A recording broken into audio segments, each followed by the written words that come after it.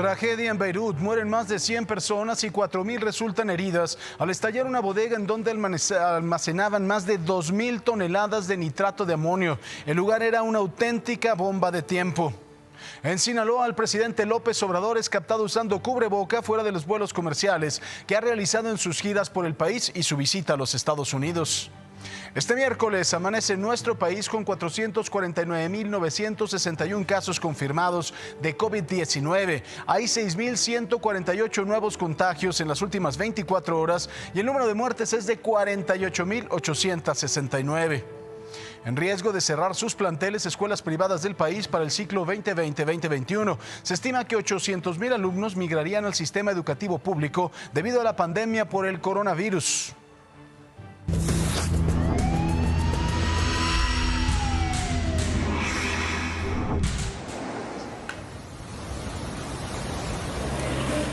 La lluvia de la tarde-noche, principalmente al sur de la Ciudad de México, causó inundaciones y deslizamientos de tierra en la alcaldía de Xochimilco. En el poblado de San Mateo Jalpa, 20 viviendas y varios automóviles resultaron dañados por el lodo. Personal de Protección Civil acudió al lugar, en donde rescataron a 4 personas que quedaron atrapadas en su vehículo. Bueno, terribles imágenes las que sacudieron al mundo. Así fue el dramático momento de las explosiones en Beirut, en Líbano, que dejaron una estela de destrucción y de muerte. De acuerdo con la Cruz Roja libanesa, hasta el momento se contabilizan más de 100 muertos y 4.000 heridos. Parece que todo fue por una negligencia, ya que en una bodega se almacenaban de forma insegura 2.700 toneladas de nitrato de amonio, una bomba de tiempo que terminó en una gran tragedia. Este es el recuento del infierno que se vivió este martes en Beirut, en un 2020 que ha sido complicadísimo en todo el mundo.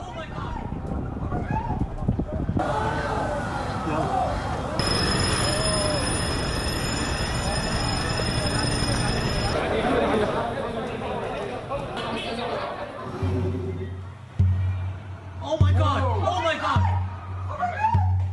Oh my God! Oh my God!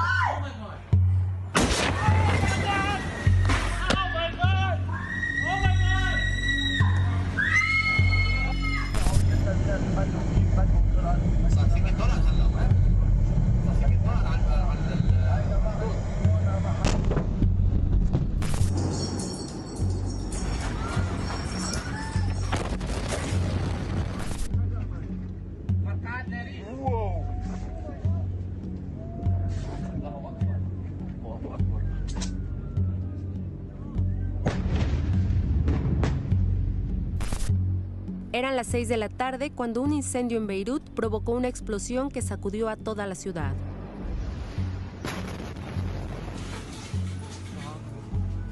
La explosión golpeó como si se tratara del epicentro de un sismo de 3.5 grados, según el Centro Alemán de Geociencias. Causó destrozos a más de 10 kilómetros a la redonda y se pudo escuchar y sentir hasta Chipre, a 200 kilómetros de distancia.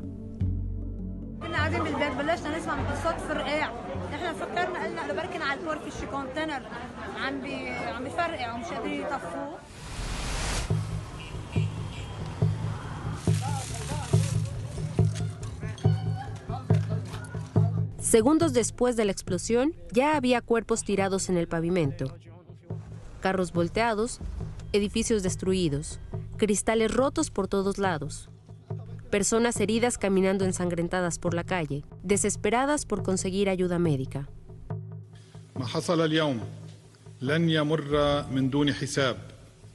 سيدفع المسؤولون عن هذه الكارثة الثمن. هذا وعد للشهداء وللجرحى. هذا التزام وطني.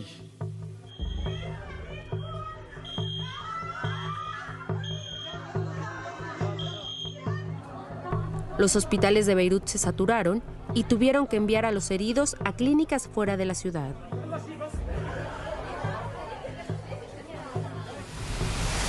Según las autoridades locales, todo apunta a un acto de negligencia. La explosión inició en el puerto, en un almacén en donde había 2.750 toneladas de nitrato de amonio aseguradas por el gobierno hace 6 años. El nitrato de amonio es una sustancia que por sí sola no es inflamable, por lo que las autoridades investigan con qué se mezcló y cómo se inició el fuego. بهيروشيما وناكازاكي. هذا يذكرني ما شفت بحياتي دمار بهالكبر وبهالوسع وبهالنكبة. هيدي نكبة وطنية، بس كتير هالقد كتير فرد مرة على شعب.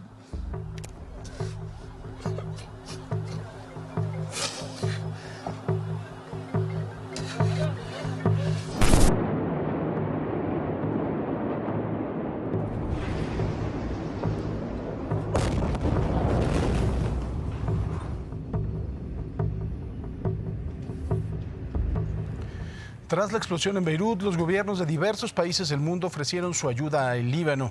Los primeros en mostrar su solidaridad fueron el primer ministro del Reino Unido, Boris Johnson, y el presidente de Francia, Emmanuel Macron, quienes se declararon listos para enviar la ayuda necesaria no solo para sus connacionales, sino para todos los que vivieron este terrible incidente. Mientras tanto, José Ignacio Madrazo, embajador de México en el Líbano, reportó que todo el personal de la embajada se encuentra bien.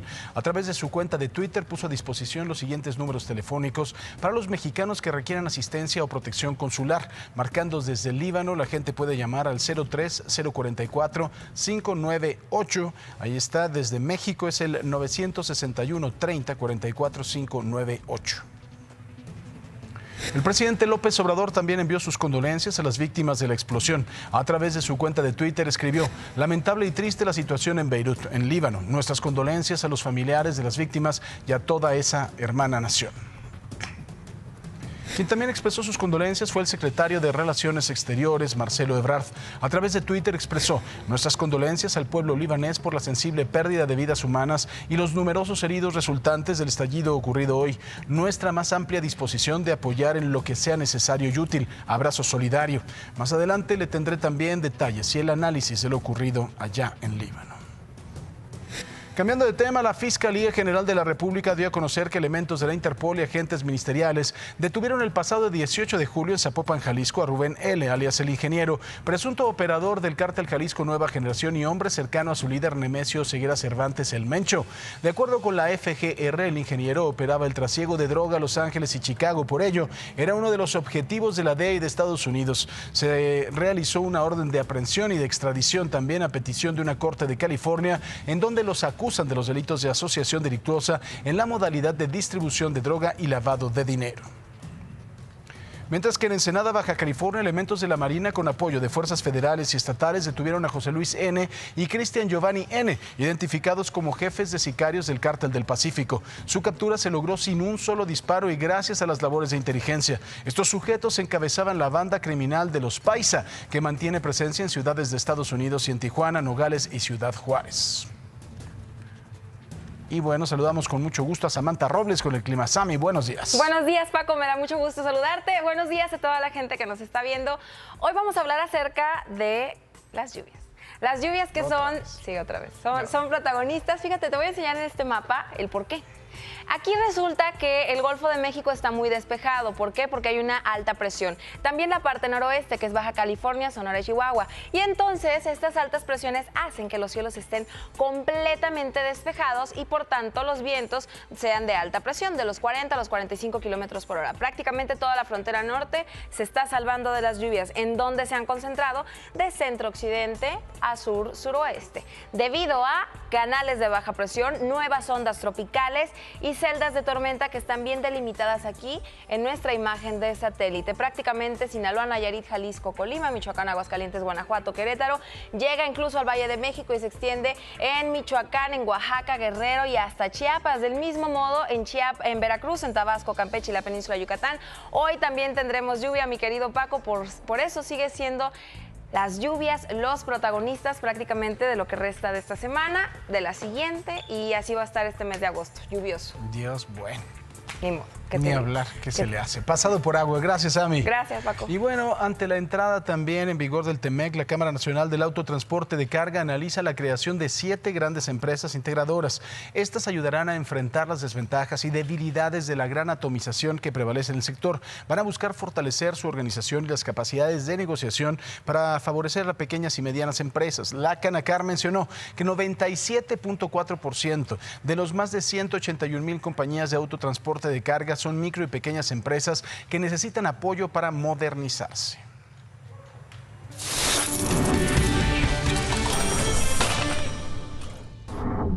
La pobreza y la desigualdad social se reflejan en las condiciones adversas en las que viven niños y mujeres de regiones indígenas y rurales, por lo que el gobierno federal busca cerrar brechas ancestrales a través de la aplicación de programas de bienestar. Así lo dijo la subsecretaria de Desarrollo Social y Humano de la Secretaría de Bienestar, Ariadna Montiel. Subrayó que la meta del 2020 es llegar a 220,000 niñas y niños y que hasta el momento se ha incorporado a 150,000, lo que significa un avance del 94.4% de la meta prevista. De Beirut, precisamente, con Nada Rafael, que más adelante vamos a poder platicar con ella, y me decía, le digo, oye, ¿estamos consternados? Me dice, sí, estoy en shock, pero estamos acostumbrados, llevamos 30 años de lo mismo. O sea, imagínate nada más una explosión de este tamaño, que según lo que se ha calculado podría ser la segunda explosión más fuerte después de Hiroshima. Ellos están acostumbrados, los libaneses. Sí, Paco, si ubicamos dónde está Líbano, arriba tenemos Siria, abajo tenemos Jerusalén, viéndola de frente, del lado izquierdo estaría Chipre. Chipre está entre 240 y 270 kilómetros y sintieron el movimiento. El embajador en el Líbano, de México, comentó que el radio de mayor fuerza fue de un radio de 10 kilómetros. Y si estamos viendo en la Ciudad de México, 11 kilómetros sería de la glorieta de los insurgentes a Ciudad Universitaria, tomándose insurgentes. Toda esa distancia son solo 11 kilómetros. Imagínate todo lo que tiene que ver esa destrucción. Llevaba ese depósito aproximadamente 6 años, en donde estaban guardando muchísimas cosas. El nitrato de amonio per se no es explosivo, tiene que estar combinado. Incluso se habla de la posibilidad de que existiera nitrato de sodio para generar esa explosión. En un inicio fueron fuegos artificiales, lo que parece que estaba quemando, que generó la otra explosión. Y bueno, nos damos cuenta de cómo hoy todo el mundo está en video. Y estas imágenes quizá hace 10, 15 años no las hubiéramos podido tener con esa crudeza y esa realeza. No, pues si nos acordamos el 11 de septiembre, que precisamente pues ya son casi 20 años más o menos, sí. de estos atentados, las imágenes fueron cayendo mucho tiempo después. Algunas personas que las pudieron grabar, que tenían unas cámaras de televisión, pero todas esas imágenes fueron conociéndose días posteriores. No las teníamos con esta inmediatez, fue de verdad minutos después. Es más, en tiempo real había personas que estaban filmando el fuego porque había una columna de humo y en ese momento se da la explosión. Como bien dices, hace aproximadamente, ahorita ya llevan más de 100 muertos, 3.500 heridos, daños cuantiosos, los hospitales ya están saturados, ya incluso están llevándose a los heridos menores a lugares alternos, a Beirut, que era lo que nos decía la gente ahí, y se espera que, bueno, pues ahora el mundo también empiece a ayudar, ya se pronunciaron varios países al respecto. Y además hay que tomar en cuenta, ellos también están sufriendo la crisis por el COVID, entonces los hospitales ya estaban suficientemente llenos. Y que es una ventaja, uno, que muchas personas estaban en casa, que no estaban con la afluencia necesaria, que el turismo también bajó un poco y además que del otro lado tenían el mar. Así es. Terrible, Paco. Adelante, pero bueno, Quique. Exigieron también, bueno, ahora vamos a otras noticias, les cuento que esto fue en Estados Unidos. En Estados Unidos, el Senado estadounidense avala la protesta del Senado por la ley de ensueño, la cual daría acceso a la ciudadanía a los miles de jóvenes por la llegada del país, los famosos Dreamers, cuando eran menores de edad. Esta medida, bueno, pues ha sido muy polémica y fue aprobada el año pasado en la Cámara de Representantes. También contempla la regularización de la situación migratoria de más de 2.5 millones de personas. Y bueno, ahora nos vamos a Colombia. La Corte Suprema de Justicia de este país ordenó el arresto domiciliario del expresidente y senador Álvaro Uribe. El exmandatario que dirigió el país del 2002 al 2010 está acusado de manipular testigos en caso que se remonte a una discusión parlamentaria de 2014 en la que el senador izquierdista Iván Cepeda acusó a un hermano de Uribe de ser partícipe de la creación de movimientos antisubversivos en los años 90. La detención de Uribe marca un hito histórico y promete un terremoto político al ser la primera vez que un exmandatario es privado de la libertad. 6 de la mañana ya con 5 minutos. Muy buenos días, mis queridos televidentes. Gracias por amanecer con nosotros. Hoy es miércoles, pero ya no es ombliguito de semana. Se acabó eso. Pero bueno, el día de ayer le preguntamos a través de nuestras redes sociales tras la detención de El Marro. ¿Considera que es un hecho la captura del Mencho? ¿Qué dijeron los mexicanos? El 21% dijo que sí, el 79% dijo que no. Hoy nuevamente, muy sencillo, mire, @imagen_sea, aquí está apareciendo, síganos, platique con nosotros. Es un canal de comunicación directa entre esta familia. Dígame, ante el inicio del ciclo escolar 2020-2021, que no va a ser presencial. ¿Cree que haya deserción de alumnos? ¿Sí o no? Nuestro hashtag, recuérdelo, abre los ojos, platique con nosotros, quédese bien informado aquí en Imagen Noticias y arrancamos.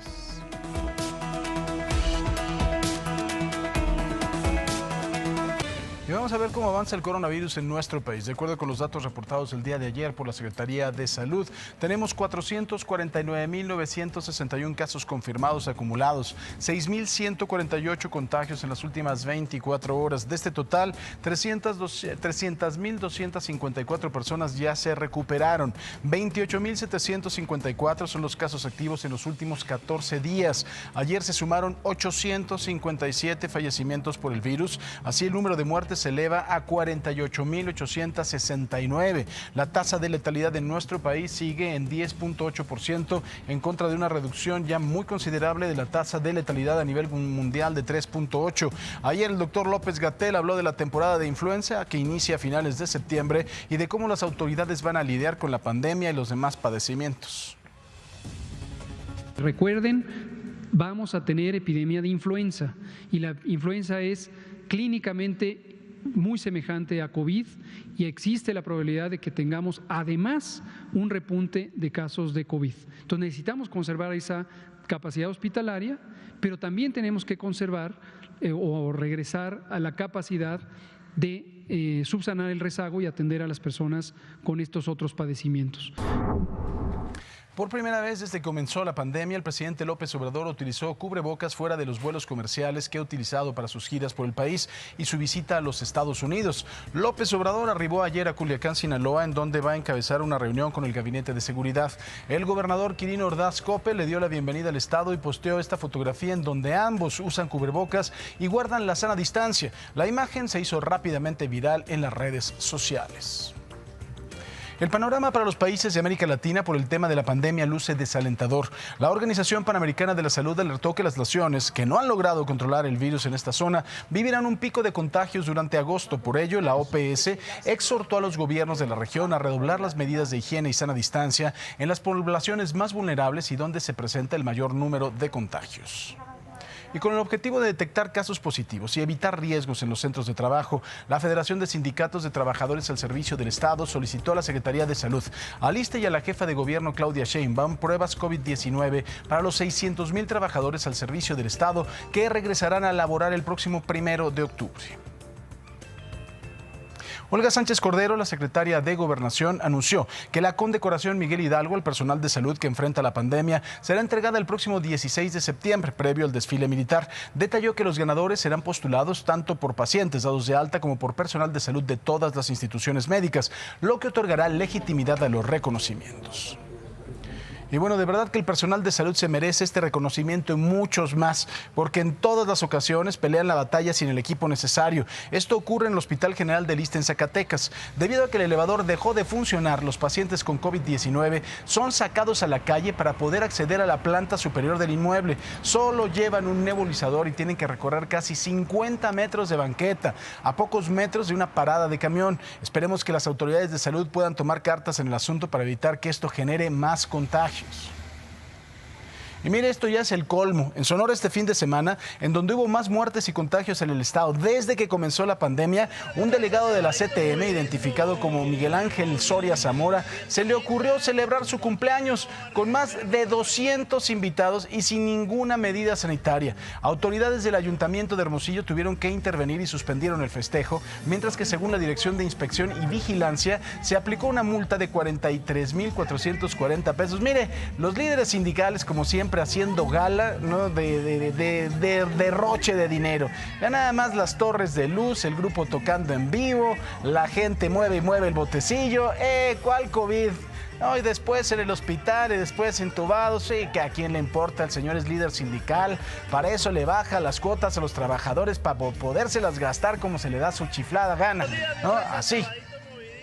Bueno. Vamos a la información internacional con Quique Villanueva. Adelante, Quique.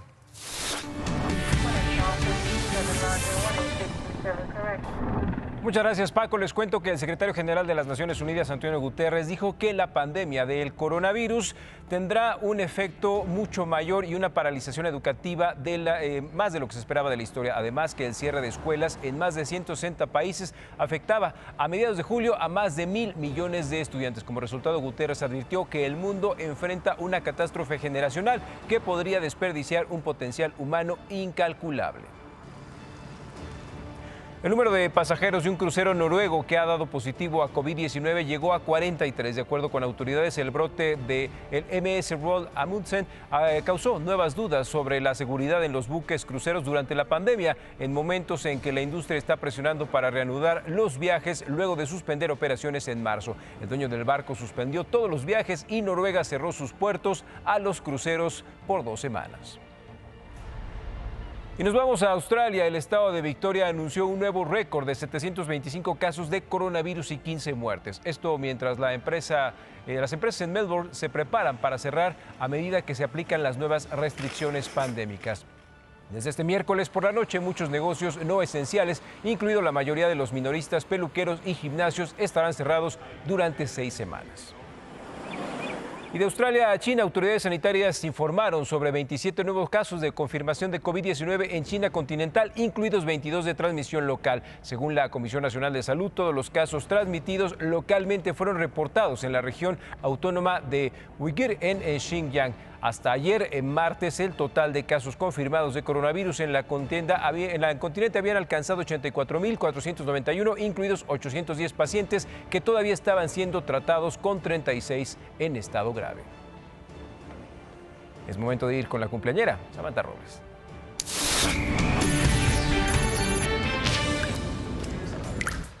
Muchas gracias, Quique. Buenos días. Es un gran día porque, además de que es mi cumpleaños, chicos, porque vamos a tener una recuperación de altas presiones.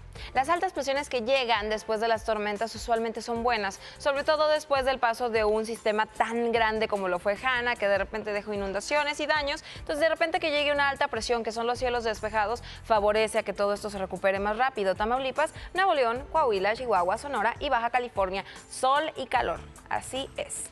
Prácticamente toda la semana. Estamos hablando de 35 a 45 grados centígrados y en ese rango, principalmente más caluroso la parte noroeste en Sonora y en el estado de Chihuahua y en Baja California. Y el resto tiene canales de baja presión, que es lo contrario, que son lluvias, y se mantienen prácticamente instaladas en todo el occidente centro, en Sinaloa y en el occidente de Durango, Nayarit, Jalisco, Colima. Se extiende de aquí a toda la parte centro-occidente y al Bajío, es decir, Guanajuato, Querétaro, Aguascalientes, centro y Valle de México, y llegan las lluvias a Oaxaca, Guerrero, Chiapas, y del lado del Golfo de México hay lluvias en la zona centro y sur de Veracruz, en Tabasco, en Campeche y la península de Yucatán por nuevas ondas tropicales. Vamos a ver ahora las temperaturas en el noroeste, norte y noreste mexicano. Bien, pues hablamos que los cielos están nublados para el día de hoy en Tijuana, Baja California, con máximas de 24 grados centígrados. Hermosillo, Sonora se va a los 42 y Mexicali también en 43 grados con mucho solecito. La Paz, Baja California Sur, 37 grados, lo mismo en Chihuahua capital con 36 grados centígrados. Nos vamos, hay mucho calor en toda la parte noroeste. Las temperaturas en Durango se van a 30 grados centígrados, mientras que Monterrey, Nuevo León mantiene máximas de 32 con sol. Mazatlán, Sinaloa se queda en 33. Zacatecas solamente 24 para el día de hoy. San Luis Potosí, la tierra de en 27. El bello puerto de Tampico y toda la zona conurbada, Tampico, Madero y Altamira, se quedan en 32 grados centígrados con mucho sol para el día de hoy. Hay pronóstico de lluvias. ¿En dónde? En el occidente centro, se lo platicaba. Guadalajara, Vallarta, Morelia se mantienen entre 25 y 30 grados centígrados con tormentas para hoy. Lo mismo en Ciudad de México con máximas de 23, 24 grados. Y Acapulco, Guerrero también mantendrá lluvia. Lo mismo en Oaxaca, en Chiapas, en Veracruz, en Campeche, la península de Yucatán para la Blanca Mérida y Cancún debido a ondas tropicales. Estamos hablando que llega una nueva el día de hoy. Todo cambia. Vámonos a un corte comercial y regresamos con más información. No le cambie.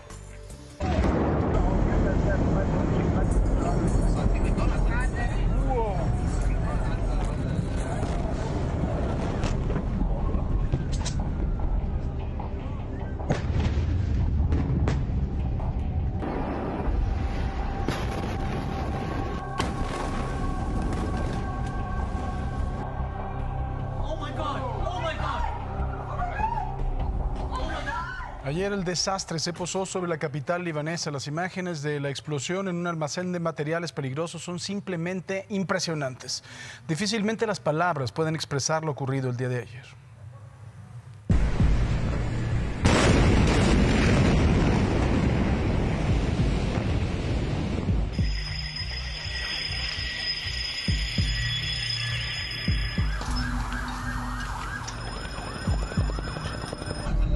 Una fuerte explosión sacudió este martes el puerto de Beirut. El saldo fue de al menos 78 personas muertas, más de 4.000 heridos y daños generalizados en toda la ciudad. El estallido fue tan grande que algunos residentes de la ciudad, que aún recuerdan los bombardeos de la guerra civil de 1975 a 1990, creyeron que se había producido un terremoto. Aturdidos y llorando, algunos heridos buscaban por las calles a sus familiares. Otras personas que filmaban el incidente desde un edificio alto, a 2 kilómetros de distancia del puerto, fueron arrojados hacia atrás por el impacto de la explosión. Todo era confusión. Nadie sabía lo que pasaba. Más tarde, el director general de aduanas del Líbano, Badri Daher, aseguró que la enorme explosión se debió al estallido de un almacén de materiales explosivos de alto poder que habían sido confiscados en años anteriores. La sustancia que estalló fue nitrato de sodio, utilizado como fertilizante, conservante de alimentos y también para producir explosivos. Ante esto, el presidente de la nación, Michel Aoun, dijo que era inaceptable que las más de 2.000 toneladas del material explosivo estuvieran almacenadas por 6 años, sin medidas de seguridad, por lo que adelantó que quien resulte responsable enfrentará el castigo más duro. Líbano es sede del grupo terrorista Hezbollah, vinculado con Irán, el cual mantiene numerosos sitios de almacenamiento y producción de explosivos en el país, que suele estar presionado por la comunidad internacional para actuar frente a esta situación. En 2018, el primer ministro de Israel, Benjamin Netanyahu, expresó su preocupación ante la ONU por la existencia de 3 fábricas clandestinas montadas por los extremistas en Beirut, aunque ninguna de ellas estaba ubicada en el puerto. Además del uso de artefactos explosivos, Hezbollah también utiliza una nutrida gama de cohetes para atacar Israel. Para este miércoles fue decretado un día de duelo nacional. Con información de Alejandro Pérez Aguilar, Imagen. Tras la explosión en Beirut, gobiernos de diversas partes del mundo ofrecieron, por supuesto, su ayuda al Líbano. Lo primero es mostrar su solidaridad. Fueron el primer ministro del Reino Unido, Boris Johnson, y el presidente de Francia, Emmanuel Macron, quienes se declararon listos para enviar la ayuda necesaria, no solo para sus connacionales, sino para todos los que se vieron envueltos en este terrible incidente. Mientras tanto, José Ignacio Madrazo, el embajador de México en el Líbano, reportó que todo el personal de la embajada se encuentra bien. A través de su cuenta de Twitter puso a su disposición los siguientes números telefónicos para los mexicanos que requieran asistencia o protección consular. Marcando desde el Líbano, la gente puede llamar, ahí está, 03-044-598. Desde México, más 961-3044-598. Y bueno, en la línea telefónica tenemos a Nada Rafael, quien radica en Beirut precisamente. Por supuesto, muy buenos días. Hello, good morning in Mexico. Good night, good afternoon in Lebanon. Nada, how are you? Are you still in shock?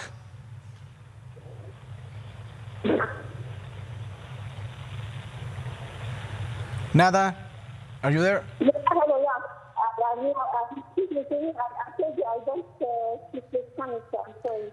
But I'm here. Let's try to make another call because it's vamos a tratar de restablecer la llamada porque la verdad es que no se escucha muy bien. Vamos a tratar de restablecer la llamada con Nada Rafael. La comunicación es muy mala, bueno, evidentemente después de una explosión de este tamaño. Mientras tanto, el Observatorio Sísmico Meteorológico de la Ciudad de México realizó un ejercicio para dimensionar el alcance de la onda expansiva que provocó la explosión en Beirut.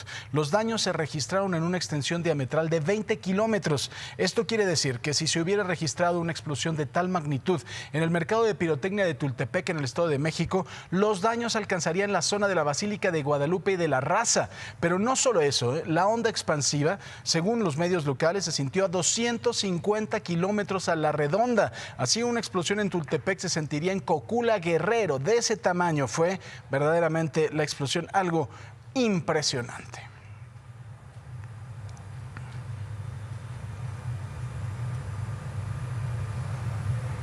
México también ha tenido momentos dramáticos en cuanto a explosiones. Usted recordará, por ejemplo, lo ocurrido el 20 de diciembre del 2016, justamente ahí en el mercado de pirotecnia de Tultepec. Se calcula que en el lugar había hasta 300 toneladas de fuegos artificiales. El mercado de San Pablito parecía una zona de guerra. Por aquel estallido fallecieron 43 personas y más de 80 resultaron heridas. ¿Y sabe qué? En los últimos 20 años, ahí mismo en Tultepec se han registrado 50 accidentes derivados de la pólvora. Otro episodio también terrible fue San Juanico, 19 de noviembre de 1984. En aquella ocasión, varios contenedores de gas en una planta de Pemex hicieron una explosión en San Juan Ixhuatepec, en el Estado de México, como ya le decía, mejor conocido como San Juanico. Crónicas de la época narran que el flamazo se observó en toda la Ciudad de México. El incendio causó la muerte de 503 personas, otras poco más de 900 sufrieron graves heridas, principalmente quemaduras. Además, 60,000 personas fueron desalojadas por la emergencia. Esta es considerada la mayor catástrofe industrial de México. Su radio de daños fue de 1 kilómetro y la onda expansiva se sintió a más de 20 kilómetros. El agua para combatir. Gracias, Robert. 6 de la mañana, ya con 36 minutos. Siga platicando con nosotros a través de redes sociales. Ante el inicio del ciclo escolar 2020-2021, que no será presencial, cree que haya deserción de alumnos. ¿Qué dicen los mexicanos esta mañana? Pues mira, el sí nos lo dio el 87% y el no el 13%. @ImagenSea son nuestras redes sociales. Díganos qué opina acerca de los temas que tratamos aquí en nuestras preguntas del día. Tenemos un comentario de nuestros queridos tuiteros. Mire, dice Israel Hamilton: la realidad es, cuando van a clase no entienden, en la comodidad de sus hogares menos. Vamos a tener unos jóvenes ignorantes. Ay, ojalá que no, Israel, ojalá encontremos una nueva manera de pues continuar con la educación en medida de lo posible, ¿no? Y bueno, le voy a contar lo siguiente. A ver, hombres que se creen unos ases al volante, ¿qué creen? Pues contrario al estereotipo de que las mujeres no sabemos manejar, déjenme decirles que 3 de cada 4 accidentes de tránsito que ocurrieron en México durante 2019 fueron causados por hombres, señores. La estadística de accidentes... Ay, ajá, sí, Paco. Acéptenlo, ni modo. La estadística de accidentes de tránsito terrestre en zonas urbanas y suburbanas del INEGI reveló que durante el año pasado ocurrieron 362,586 accidentes de tránsito. De ese total, 267,526 fueron provocados por hombres y 56,094 por mujeres. El resto de los responsables se dio a la fuga sin conocer su sexo. Pero ahí lo tienen, para que no estén diciendo que no saben manejar. Sí, la verdad es que a ver quién sí, quién no, pero no nos estén estereotipando de esa manera. Hacemos una pequeña pausa, regresamos, 6:38 minutos. La televisión, finalmente, en su concepción, no ha perseguido siempre un objetivo, un fin educativo. Desde el principio ha estado enfocado en el entretenimiento. Sin embargo, a lo largo de la historia televisiva mexicana se han hecho esfuerzos importantes en pro del aprendizaje. 1946. En México, las transmisiones experimentales de González Camarena inician por XHIGC. A partir de entonces, el binomio televisión-educación inicia el recorrido de las distintas experiencias que configuran la televisión educativa hasta nuestros días. En 1948 se realiza la primera demostración de televisión en blanco y negro con fines educativos a propósito de la 7ª Asamblea de Cirujanos en el quirófano principal del Hospital Juárez. 4 años después se realizan las primeras clases de cirugía en ese mismo hospital. En 1954, la UNAM produce sus primeros programas educativos y culturales. En 1959, inicia transmisiones XEIPN, Canal 11, primera estación cultural en América Latina. En 1968, innovado por el bachiller Álvaro Gálvez y Fuentes, se realiza el primer modelo de telesecundaria por medio de la transmisión en directo de la impartición de clases con base en el plan de estudios de la SEP, y 2 años después ya eran 49,662 alumnos inscritos en el entonces Distrito Federal y 7 estados de la República Mexicana. En 1972, la telesecundaria se plantea como red nacional. En 2017, la educación telesecundaria representó el 48% de los planteles educativos de secundaria en México. En 1975, la transmisión de la telenovela Ven Conmigo, producida por Miguel Sabido, se dedica a llevar a cabo la campaña de alfabetización del gobierno en comunidades muy pobres y aisladas. El INEA tenía apenas 4 años que había sido creado y a esta telenovela se le atribuye haber ayudado en la difusión de su campaña para que millones de adultos se motivaran y se animaran a aprender a leer y escribir. En 1976, Introducción a la Universidad fue el primero de los programas realizados a partir de este convenio entre la televisión y la UNAM. Otro ejemplo sería el programa Divulgación Universitaria, que se transmitió a partir de 1977 con el propósito de sustituir las cátedras universitarias suspendidas por una huelga de trabajadores de la UNAM y en la cual participaron 353 maestros universitarios. En 1977, Acompáñame fue una novela para explicar y dar confianza sobre el uso de anticonceptivos, de las ventajas de poder decidir y planear cuántos hijos y en qué momento tenerlos. En los años 70, la planificación familiar se asumió como una política de Estado en México. En 1979, la telenovela Vamos Juntos fue la historia de una mujer víctima del maltrato que logra superar su condición de pobreza y baja autoestima gracias a que estudia hasta llegar a ser maestra. Un ejemplo de superación y reivindicación de la condición de mujer en un contexto machista y clasista. En 1981 se crea la División de Televisión Educativa del Instituto Politécnico Nacional y del Instituto Nacional para la Educación de los Adultos. En 1995 se pone en marcha el sistema EduSat-CEP-ILCE, transmisiones vía satélite para llegar a todo el país. Hoy, EduSat cuenta con 15 canales. La DGTV y el ILCE emiten la señal de EduSat a 35,000 equipos receptores en todo el territorio nacional y alcanzan un amplio público en Canadá, Estados Unidos, Centro y Sudamérica. En 2020, se da la firma del Acuerdo por la Educación con 4 televisoras nacionales para llevar la educación a más de 30 millones de niños y jóvenes. Como en casi todo, este ambicioso convenio educativo para el regreso a clases el próximo 24 de agosto tiene una serie de pros y contras.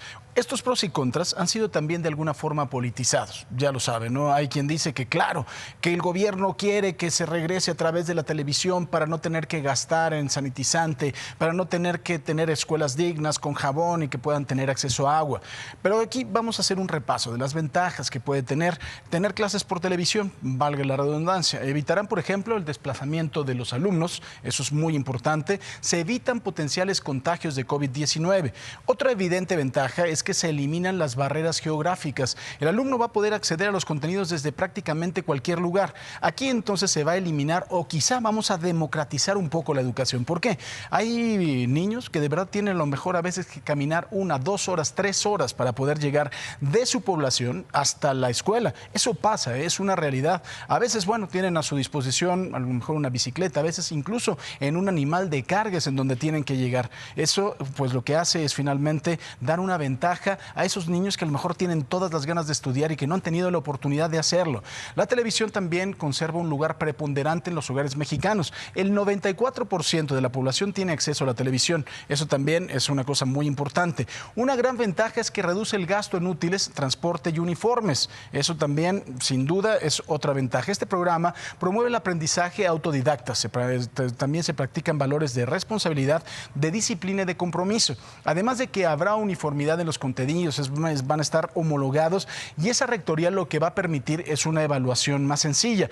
Pero, pues bueno, esto es por un lado. Hay que decirlo. También me parece que otra de las grandes ventajas es la participación de los padres de familia. Los sistemas educativos más exitosos a nivel mundial, como por ejemplo el de Singapur, el de Corea del Sur, bueno, Corea del Norte ahí los educan a tablazos, pero en Corea del Sur también, por ejemplo, en Noruega, la gran mayoría de estos sistemas tienen como base el que los propios padres participen en la educación de los hijos y ya no es tanto presencial. Por ejemplo, ha habido una gran revolución en el mundo a través de la famosa Khan Academy. Son cursos que se hacen en línea, por ejemplo, principalmente en matemáticas, y ya solamente se va a la escuela para sociabilizar, como le decía yo ya al secretario de Educación, pero también a contestar dudas y se regresa a la casa. Esas son a lo mejor las grandes ventajas, pero ¿cuáles son las desventajas? La principal es que si bien el 94% de los hogares tienen televisión, el otro 6% no lo tiene. Y justo ahí es en donde está el 15% del alumnado, viven en lugares en donde no hay televisión ni pública ni privada. Otra evidente desventaja es que no podrá haber ese trato particular con el profesor y con el alumno en el aula, que a veces es muy formativo, ¿no? Que firman, hay veces que de verdad hay algunos alumnos que toman la figura del profesor a falta de una figura paterna o de materna en su casa, toman esa figura como alguien que los puede guiar, que les da total y absoluta orientación.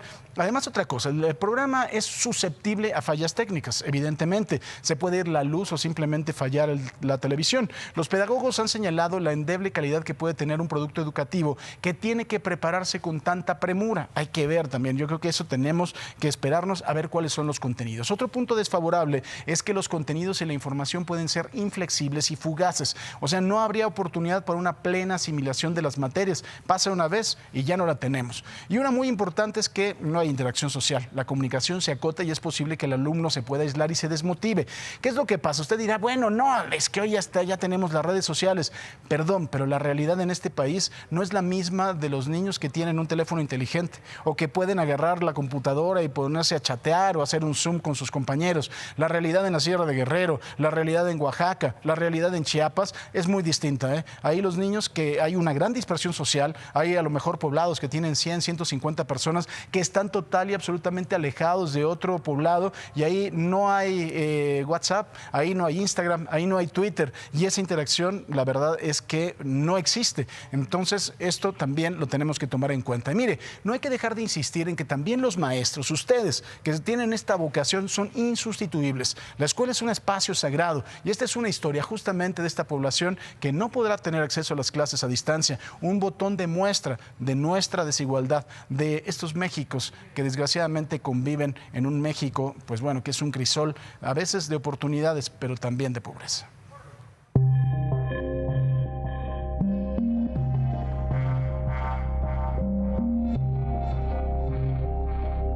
¿Y dónde aprendes más? ¿En la escuela o en tu casa?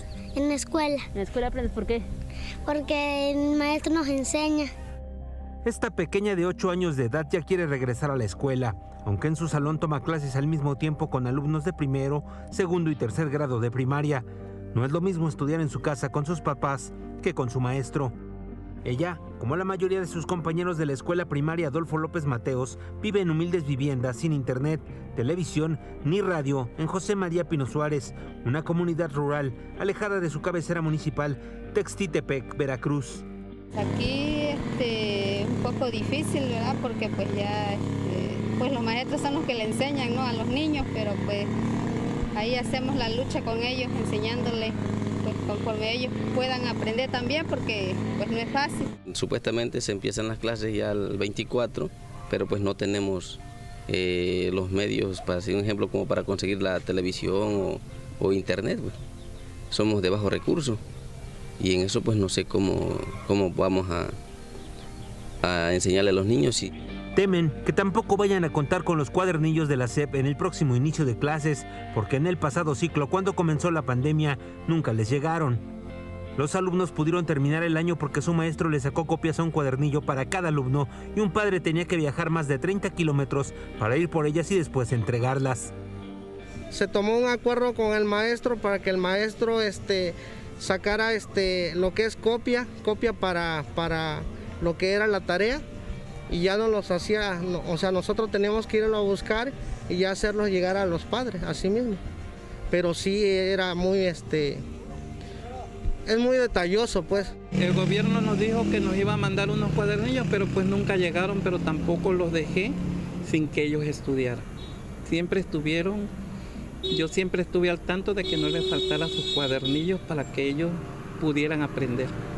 Debido a esta situación, hacen un llamado a las autoridades educativas para que en esta ocasión les manden cuadernillos y no se atrasen antes de que comiencen las inundaciones que cada año padecen al vivir muy cerca del río. Con información de Tamara Corro, Imagen. Mire, esa imagen es desgarradora, ¿eh? Me ha tocado ver escuelas en Michoacán que son así. Es un piso totalmente de tierra, los alumnos se sientan en unas piedras y ahí está nada más un pequeño techo, y esa es la secundaria o esa es la primaria. Y este es nuestro México. Ese México de marginación, ese México en donde no todo mundo tiene las mismas oportunidades. Y esos niños que salieron ahí enseñando sus copias también tienen derecho a educarse. Vean eso, es una imagen sobrecogedora. La realidad es que así hay muchas escuelas en nuestro país. Por supuesto, pues ahí la realidad es distinta, ¿no? ¿Cuál COVID? ¿Cuál agua? ¿Cuál sanitizante? ¿Cuál sana distancia? Piedras. Nuestra educación. Asociaciones de maestros y padres de familia advirtieron del riesgo de cierres de escuelas particulares. Prevén una reducción en la matrícula de hasta un 40%. Cerca de 800,000 alumnos migrarían al sistema educativo público, y es que padres de familia están enfrentando la disyuntiva de pagar las colegiaturas en colegios privados para que sus hijos estudien en línea, pues su pago lo hacen principalmente para aprovechar la infraestructura de la escuela. Y pues ya ahorita, finalmente, si lo van a hacer todos en línea, pues ya la escuela, estas caras, que a lo mejor tienen un buen gimnasio, que a lo mejor tienen una buena sala de cómputo, pues ya para qué, ¿no?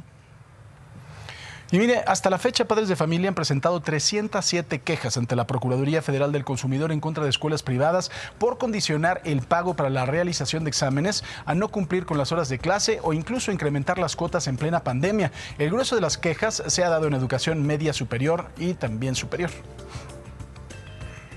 Son 307 de enero a julio que recibimos por distintos motivos, pero vinculados a educación privada, principalmente porque no reducían las colegiaturas y sin embargo habían reducido los servicios por la pandemia, o los habían cambiado, y en consecuencia los padres de familia querían un ajuste en las colegiaturas. Por el otro lado, los 17 casos que te menciono, ahí tiene el derecho el consumidor a recibir el reembolso del 100% de la inscripción.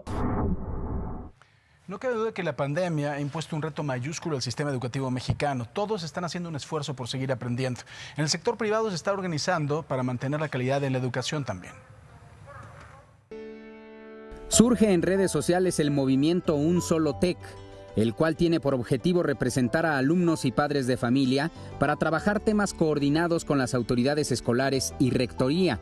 En este caso, debido a la emergencia sanitaria, los alumnos se organizaron para solicitar un apoyo económico en las colegiaturas. Entrevistados por Grupo Imagen, los miembros del colectivo hablaron de su sentir, como es el caso de Carlos, estudiante del campus en la ciudad de Monterrey, Nuevo León. La verdad es que ha sido muy complicado. Las clases presenciales eran muchísimo mejor de lo que están siendo las clases por Zoom. Hemos tenido complicaciones con maestros que no pueden conectarse, con maestros que 5 minutos antes de la clase dicen que no van a entrar, o que probablemente nos tienen esperando 30 minutos para después comentarnos que se les fue el internet o la luz. La cita con este medio fue en el TEC Campus Ciudad de México, lugar que eligieron para abordar el tema. Padres de familia recuerdan que desde el 2017, año del sismo más reciente y potente, no han podido hacer uso de las instalaciones debido a las afectaciones estructurales en algunos de sus edificios. A mi hija, desde la prepa, hace 4 años que estamos ahí, nos mandaron a un campo anexo con salones improvisados. Desde ese momento, mi familia está pagando la cuota absolutamente completa. Francisco estudia Derecho. Está consciente de que las circunstancias obligan a tomar clases virtuales. Revela que el movimiento Un Solo TEC se creó a partir del diálogo con algunas autoridades de la institución vía remota.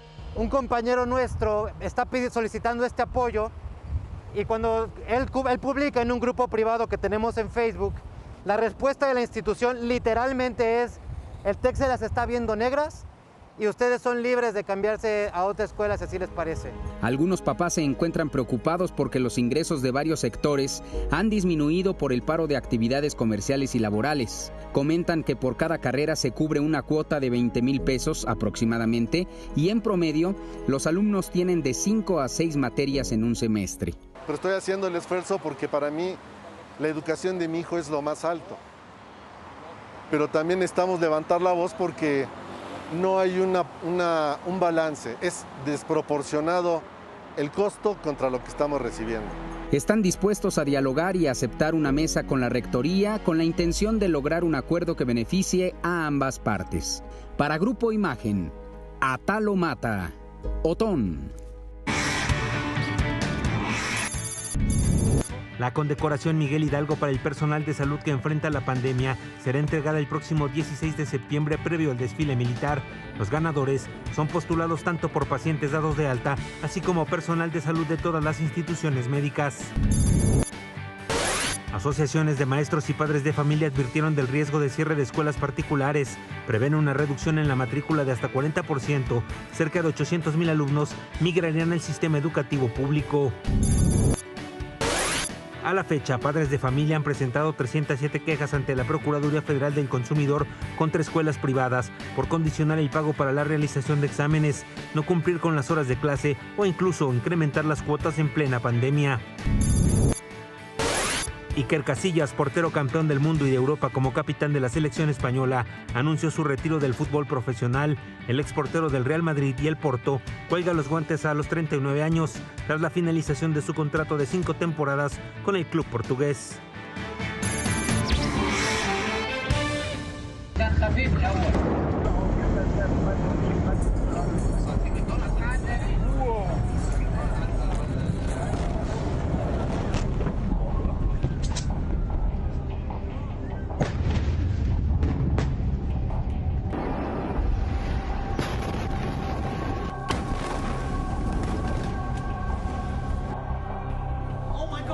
Terribles, impactantes imágenes sacudieron al mundo. Así fue el dramático momento de las explosiones en Beirut, en Líbano, que dejó una estela de destrucción y muerte. Hasta el momento se contabilizan más de 100 muertos, 4,000 heridos. Parece que todo fue por una negligencia, ya que en esta bodega se almacenaban de forma insegura 2.700 toneladas de nitrato de amonio, una bomba de tiempo que terminó en una gran tragedia. Esta terrible explosión, que ha sido considerada como un desafortunado accidente derivado de una negligencia, también comienza a verse permeada por teorías de la conspiración. ¿Pero por qué? Este evento coincide con la renuncia el lunes del canciller del ministro de Exterior, Nassim Hiti, quien renunció en medio de una severa crisis económica y financiera. Esto lo dijo el 3 de julio, dijo que Líbano estaba al borde de ser un estado fallido, advirtiendo que la falta de voluntad para implementar reformas amenazaba con convertir al país, como le digo, en un estado fallido. De aquí pasamos a la teoría de la conspiración, de si fue un atentado terrorista. Las palabras del presidente Donald Trump. Trump, ante periodistas en la Casa Blanca, señaló que las imágenes parecen un terrible ataque. Lo dicho por Trump nos remonta al año 2001 en Nueva York y las imágenes imborrables de los atentados con aviones comerciales a las Torres Gemelas.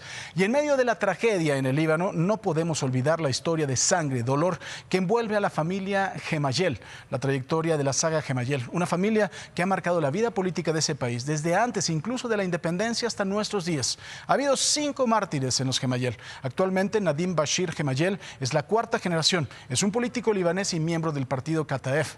Así que, pues bueno, la situación siempre ha sido muy convulsa en el Líbano y ha terminado regularmente en tragedia. Y ya se lo comentaba también, las explosiones en el Líbano dejaron más de 4,000 heridos. El servicio hospitalario se encuentra rebasado. Y en la línea telefónica tengo a Bárbara Moutran, que radica ya en Beirut, para platicar con ella y que nos cuente también cómo se vivió esta pesadilla. Bárbara, muchas gracias, muy buenas tardes. Cuéntanos un poquito del momento de la explosión. ¿Qué pensaste, Bárbara, en ese momento? Hola, buen día a usted, a todos los espectadores mexicanos que yo quiero mucho, conozco mucho y tengo muchos amigos allá, paisanos sobre todo. Es que ayer yo fui en Beirut a casi 700 metros de la explosión. Algo increíble, estaba afuera en la calle y entré en la tienda apenas 30 segundos y oí una explosión tremenda. Enseguida había como una tormenta, un viento muy fuerte, lleno de polvo, de vidrio, de muebles. Una cosa muy fea, ¿viste? Y yo empecé a crear, Dios, tengo otra explosión tuvo lugar. No me di cuenta, no sabía que era, y luego sabía que era una explosión muy fuerte, igual al cuarto de la bomba atómica de Hiroshima. Bárbara, saliendo de la tienda y... Adelante, sigue. Dime. saliendo de la tienda no podías reconocer el lugar donde estaba. Todo cambió en una segunda. Y la tierra, el suelo estaba completo de vidrio. Tenía que caminar sobre el vidrio. Los muebles, las ventanas en la calle, los coches, los pobres libaneses heridos. Yo me salvé por mi lado, 30 segundos de diferencia. Y yo vivo a 20 kilómetros afuera de Beirut, al norte de Beirut. Mi hija estaba en la casa, tipo un terremoto muy fuerte. Las candelabras empezaron a moverse, el edificio a moverse también. Y luego entendí ella otra explosión. Creía que era cerca de nuestra casa, pero no fue a 20 kilómetros. Es algo increíble, Enrique, que no hay palabras para describir la catástrofe que tocó a mi querido Líbano. Ya está lleno de heridas el Líbano, y además vino esta explosión muy fuerte. Más que 4.000 heridos, más que 300, 400 muertos, y más que la mitad de Beirut, todas las calles son destruidas. Ayer manejando desde Beirut hasta mi casa, yo estimé que necesitamos $1 billón de dólares por los vidrios, para cambiar vidrios nada más. Fíjate. Qué impresionante la narración que nos estás haciendo, Bárbara, de verdad es muy impresionante. Nos hablas que cerca de la mitad de Beirut está destruido. Más. Yo fui en varios pueblos de Beirut, varios lugares en Beirut, lugares elegantes, lugares populares, todo feo, todo destruido. En la calle no se ve asfalto, no se ve la calle, se ven vidrios. Había edificios de 10 pisos hasta el 10º piso, todo roto, las ventanas en la calle, no quedó muebles en las casas. Ahora no sé cuántos miles de familias se quedan sin casa. Yo tengo una casa cerca del mar que ofreció a una familia que venga a quedarse hasta que reparan su casa o algo. También en mi casa tengo una recámara vacía. También quería invitar a una familia para que vengan a vivir con nosotros esos días difíciles. Bárbara, el día de ayer platicaba con Nada Rafael, también un habitante de Beirut. Nos decía que desgraciadamente después de 30 años de guerra, este tipo de situaciones no es que estén acostumbrados, pero que finalmente las han vivido muchas veces. ¿Tú crees que esto fue un accidente o puede estar relacionado con algún conflicto? Enrique, nunca nadie no puede acostumbrarse a la guerra y al dolor y a explosiones. El ser humano necesita vivir feliz. Dios nos ha creado para estar feliz, para vivir tranquilamente. No nos creó para vivir un infierno. Pero la gente mala lo hace. Vivimos 16 años de guerra, pero te lo juro, esta explosión fue peor que la guerra. Nunca nos hemos visto algo tan destructivo. De 16 años de bombardeos y de guerra. Este fue más feo, más grande, tremendo. Pues Bárbara, desde aquí, Bárbara, desde aquí, desde México, sabes que queremos muchísimo a los libaneses. Por supuesto, la ciudad, les mandamos un fuerte abrazo y esperemos que esto, pues bueno, no va a pasar. Yo creo que lo que necesitamos es la solidaridad internacional. Te mando un abrazo con mucho, mucho cariño. Muchísimas gracias, Enrique. Yo sé que los mexicanos adoran al Líbano como yo. Amo mucho a México, a los mexicanos. Tenemos muy buenas relaciones. Y el pueblo libanés es un pueblo muy fuerte. Tenemos fe en Dios.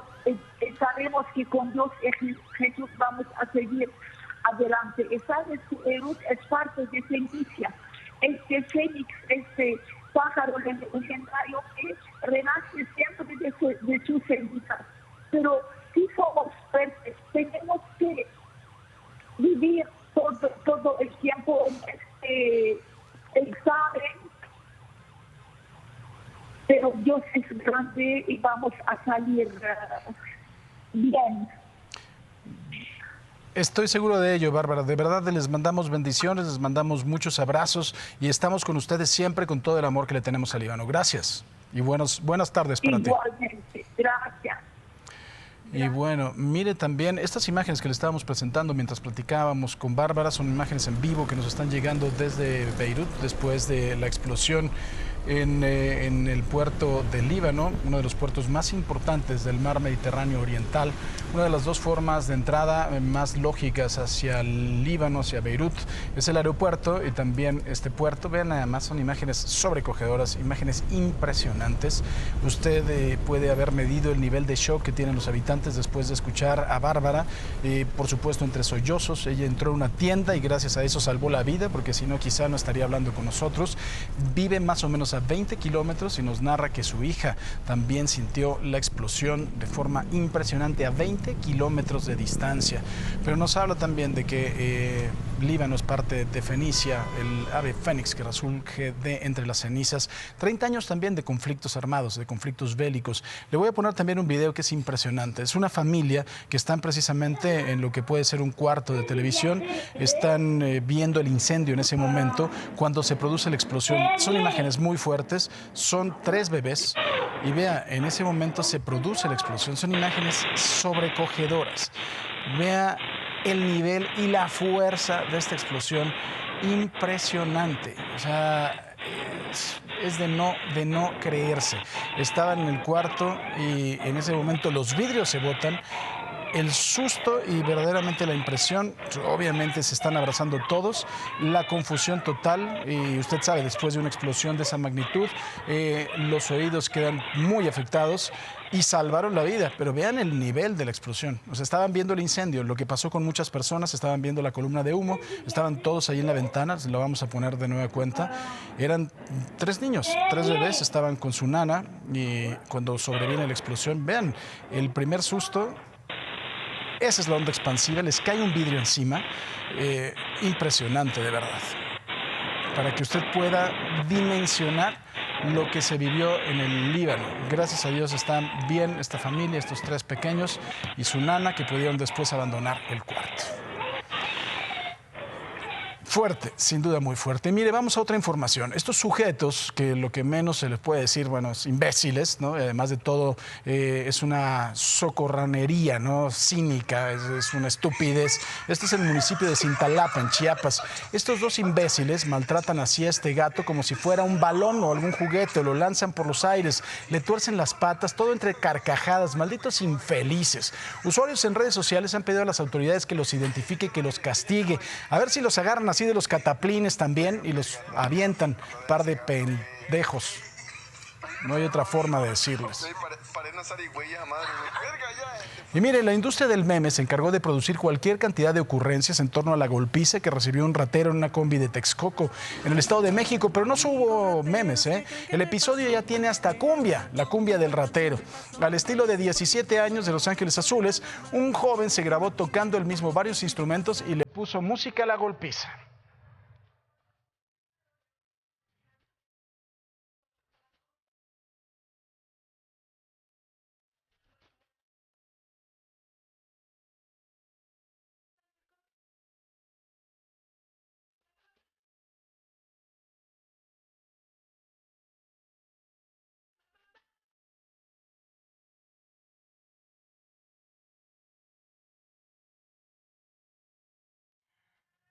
Ay, Dios, bueno, entre tanta mala noticia para que se ría un poquito, ni hablar. En Europa también tienen a sus lords cubrebocas. En un vuelo de Ámsterdam a Ibiza, un sujeto fue golpeado por los pasajeros por negarse a usar cubrebocas. Según las versiones, el necio iba en estado de ebriedad. Paradójicamente, varias de las personas que lo enfrentaron tampoco llevaban cubrebocas o lo llevaban mal puesto. Que vean a, ¿cómo que se llama? Paco de María, ¿nos ponemos el cubrebocas? ¿Nos lo ponemos, por favor? Para que entiendan cómo hay que ponerse. Y ayer, luego de ser trasladado en el penal de Puentecillas, en Guanajuato, José Antonio N. El Marro, líder del cártel de Santa Rosa de Lima, tuvo su primera audiencia en un juzgado del Valle de Santiago por los delitos de homicidio y secuestro. Esta se realizó a distancia, de manera virtual. La defensa del Marro solicitó al juez que por cuestiones de seguridad la audiencia se realizara de forma privada. El secretario de la Defensa Nacional, Luis Crescencio Sandoval, hizo un llamado a las autoridades de Procuración de Justicia estatales y federales a cumplir con su responsabilidad tras la detención de José Antonio L., alias El Marro, presunto líder del cártel de Santa Rosa de Lima. Esto para que se vea reflejado el esfuerzo que realizó en la captura el personal de las fuerzas de seguridad, quien actuó con dedicación y mucho nivel de riesgo. El titular de la Sedena detalló que gracias al trabajo de investigación, la detención se logró en 15 minutos. Bahía de Banderas y otro aquí en Tepic. Aseguramientos, este es el esfuerzo de 10 programas sociales que van a la par de las acciones de seguridad, también se busca.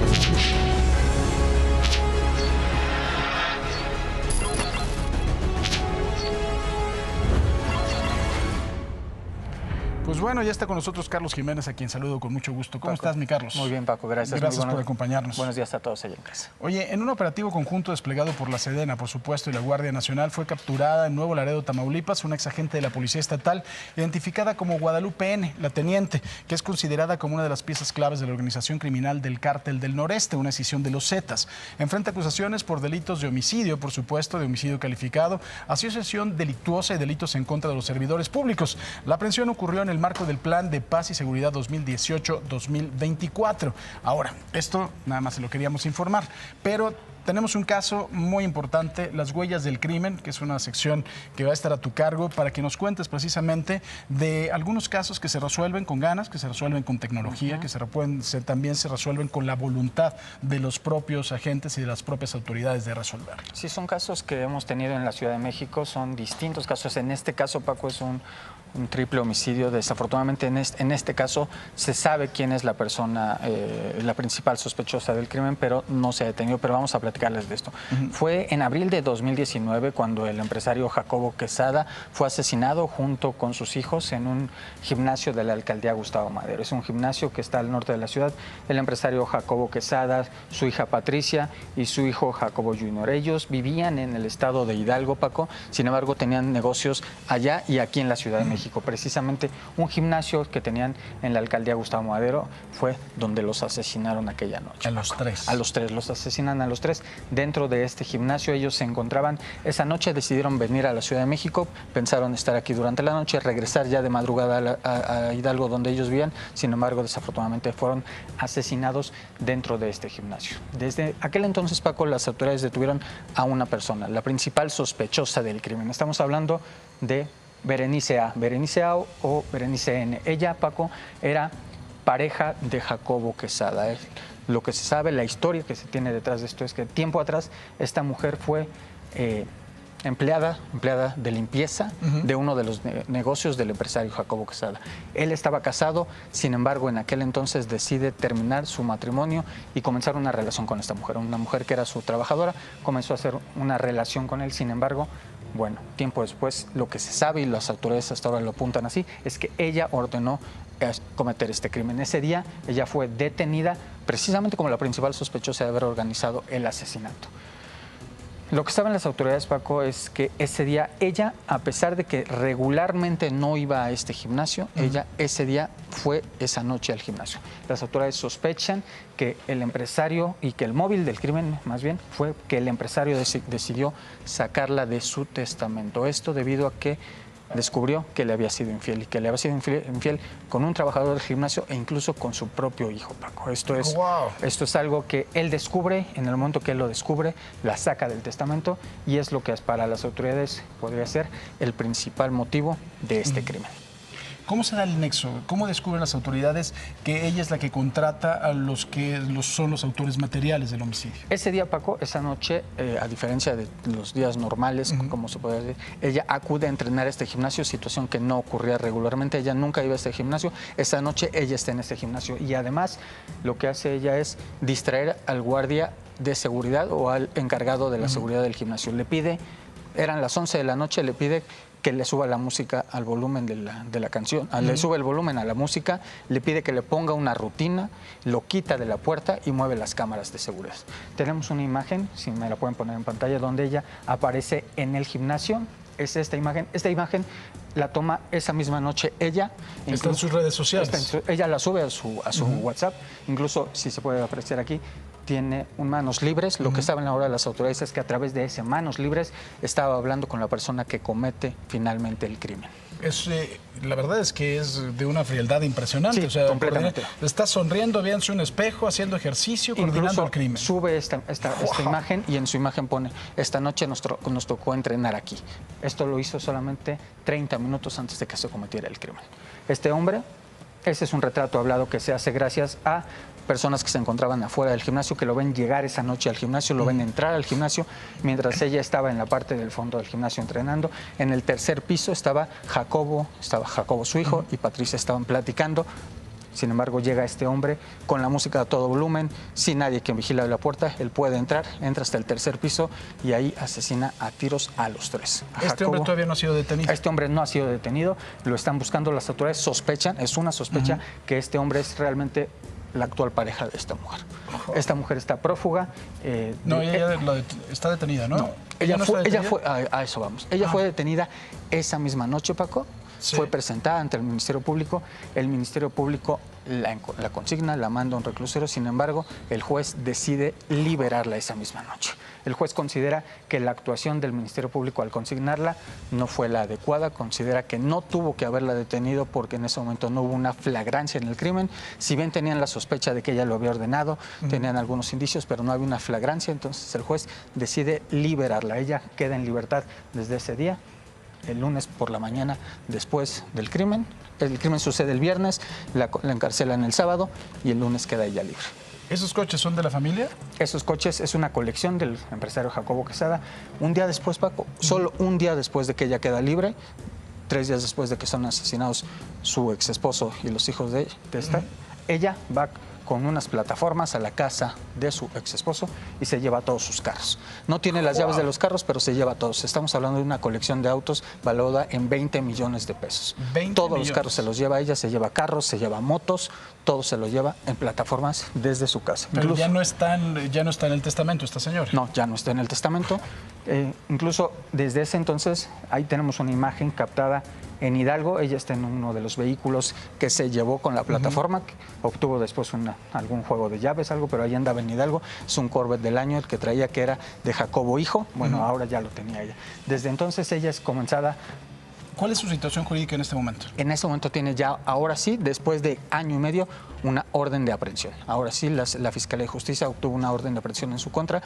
La está buscando, Paco, sin embargo, no está localizable. Y otra cosa, a pesar de que está prófuga, ella está mandando a sus abogados para pelear la herencia del empresario Jacobo, que estamos hablando de 400 millones de pesos. ¿Qué historia? De verdad de no creerla. Ella está libre, el homicida material está libre. Bueno, las autoridades actualmente están trabajando para poder ubicarla, localizarla y encarcelarla. Paco. ¿Qué nivel de verdad, qué nivel de maldad? O sea, ¿qué nivel de maldad? 420 millones de pesos, dispuesta a matar a su expareja y a sus hijos. Y a sus hijos. ¡Qué locura! Pues bueno, lo que hace el dinero vuelve a la gente loca. Carlos, muchas gracias. Esperamos que la capturen pronto, Paco. Ojalá que la refundan en el bote. Qué historia. Gracias, Carlos. Gracias, Paco. Te lo agradezco mucho. Mire, es momento de salir a las calles de la Ciudad de México con mi compañero Atalo Mata. Mi querido Atalo, ¿cómo estás? Buenos días. Mi querido Paco Sea, ¿cómo estás? Muy buenos días. Aquí en la colonia 20 de noviembre, en la alcaldía Venustiano Carranza, en la Plaza Santa Juanita. Y es que, déjame pedirle a Jonathan Ramos que nos muestre, esta es la iglesia de 1957 de Santa Juanita. Y si le paneamos un poco más a la izquierda, estamos viendo el mercado, el tradicional mercado de Santa Juanita. Aquí afuerita, en estos arcos, por cierto, este mercado ya fue remodelado y en estos caballetes podemos observar las fotografías de cómo era el espacio público antes de lo que te voy a mostrar ahorita en un momento más. Esto estuvo abandonado, estuvo lleno de gente en condición de calle, había personas drogándose, había mucha basura, etcétera, y en este momento pues ya vemos unas fotografías del estado actual. Aquí en la entrada, precisamente, de esta Plaza Santa Juanita, nos recibe el alcalde Julio César Moreno. Muy buenos días. ¿Qué tal? Buenos días. ¿Cómo le va? Oiga, si nos permite pasar, por favor, vamos a ver si qué es lo que con lo que va a contar la gente, el esparcimiento, cómo se va a divertir aquí ya en un momento dado que se pueda abrir y se puedan reanudar estas actividades recreativas. Claro que sí, mira, es este parque recreativo Santa Juanita, que está a un lado de este hermoso mercado, como puedes ver. Estamos reinventando el espacio público, pero sobre todo rescatándolo.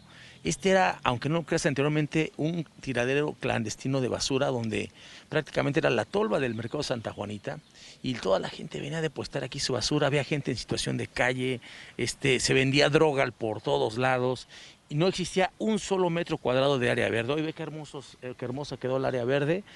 Nos tardamos mucho en que pegar el pasto, estas bonitas plantas, hay figuras decorativas, esta estación del tren, porque contar con un trenecito, es la colonia 20 de noviembre, y aprovechando que Ferrocarriles nos donó un cabús y además hoy es una biblioteca equipada con computadoras. Ese pues ferrocarril también que estamos viendo ahí al fondo, ¿no? Oiga, y Paco, fíjate, y te tenemos esta sorpresa, donde hay una tirolesa, ahí viene el hombre araña a toda velocidad y los niños pues se pueden divertir muchísimo, ¿verdad?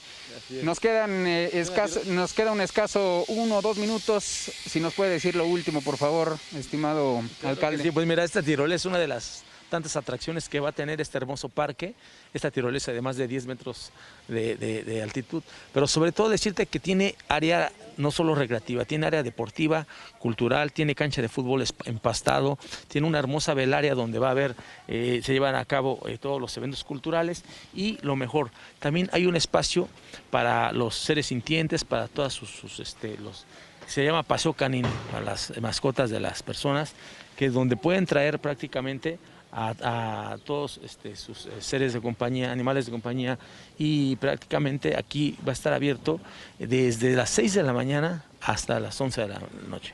Muy bien, pues muchas gracias y muchas felicidades, alcalde, y pues ya próximamente, Paco, los niños y todas las familias completas podrán venir a divertirse próximamente una vez que estén en semáforo verde. Así es, saliendo de esa pandemia, pues bienvenidos a este hermoso parque en la colonia 20 de noviembre, Santa Juanita. Muy bien, muchas gracias. Paco, es la información.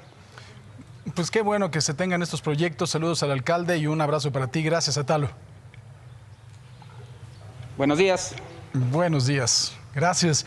Y mire, en este momento hago contacto con el coordinador del Partido Encuentro Social en la Cámara de Diputados, Jorge Argüelles. Mi Jorge, buenos días. ¿Qué tal, Paco? ¿Cómo estás? Buenos días. Bien, con el gusto de saludarte.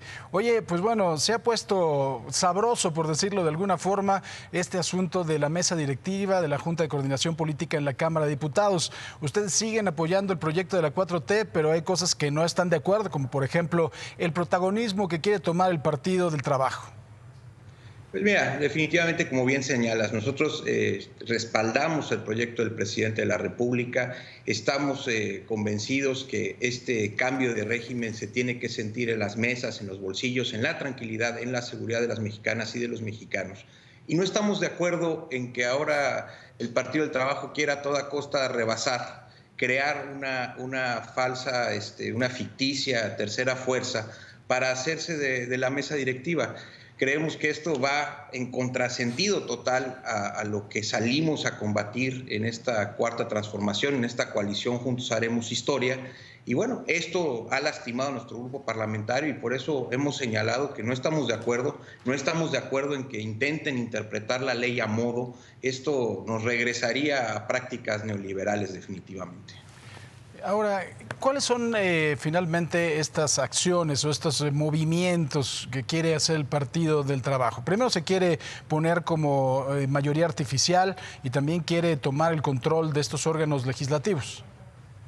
Sí, ha sido una andanada, un acoso constante, permanente para nuestras diputadas y para los diputados para hacer que se cambien a su grupo parlamentario, bajo el pretexto de que no pueden permitir que la oposición llegue a la mesa. Mira, puede o no gustarnos el destino de la mesa, pero esto no quiere decir que tengamos que faltar a la verdad o que tengamos que faltar a los acuerdos fundacionales de esta 64 legislatura.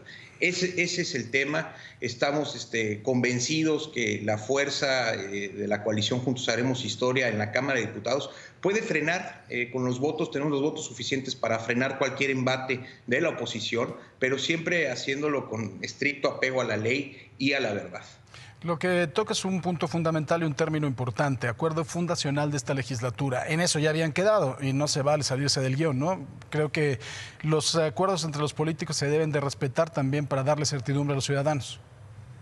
Así es, mi querido Paco, y más que entre los políticos, la Cámara de Diputados debe ser la institución que más tenga los acuerdos, el apego a la ley, a la verdad, impolutos, y no podemos saltárnoslos nada más por pretensiones personales o pretensiones de grupo. Es algo que no podemos nosotros pasar por alto, tenemos que señalarlo, como lo digo, y en esta carrera que ha comenzado el Partido del Trabajo, ya hace tiempo la comenzó, pues nos ha dañado como grupo parlamentario, y creemos que trastoca todos los principios de la Cuarta Transformación, todo lo que dijimos que íbamos a hacer diferentes, se están comportando al interpretar la ley a modo como neoliberales, que es todo lo que salimos a combatir, y esa es la causa de este señalamiento que he hecho muy puntual.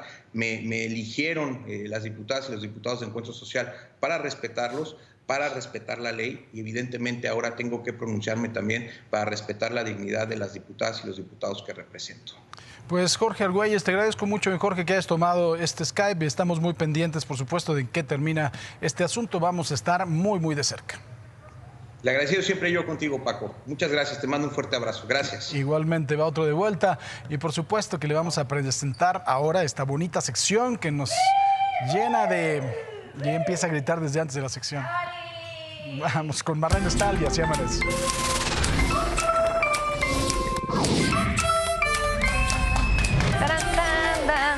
Qué bonita música, ¿a poco no nos pone de buen humor, muchachos? Porque, ¿qué creen?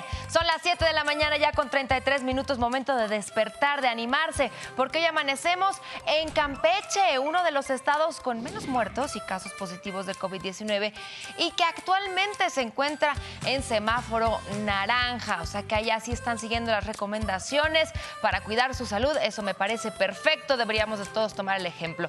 Ahí lo tienen, saludos a Campeche, y hoy amanecemos viendo esta bonita imagen de este rincón paradisíaco de nuestro país. También gracias a ustedes, mis queridos tuiteros, muy madrugadores, porque nos envían sus amaneceres desde muy temprano, como este de Chilango. Dice, amanecer en Tultepec, imagen sea. Muchas gracias. Saludos a Tultepec y gracias, mi querido Chilango, por compartir esta imagen. Vamos a ver otra fotografía. Esta es de Estela Hernández, dice, así amanece, mañana fresca desde San Vicente, Chicoloapan, Estado de México. Buenos días, igualmente buenos días para ti. Muchas gracias, ahí lo tienen, el cielito lindo esta mañana. Y el último que vamos a disfrutar es de mi querido Hugo Hernández, dice...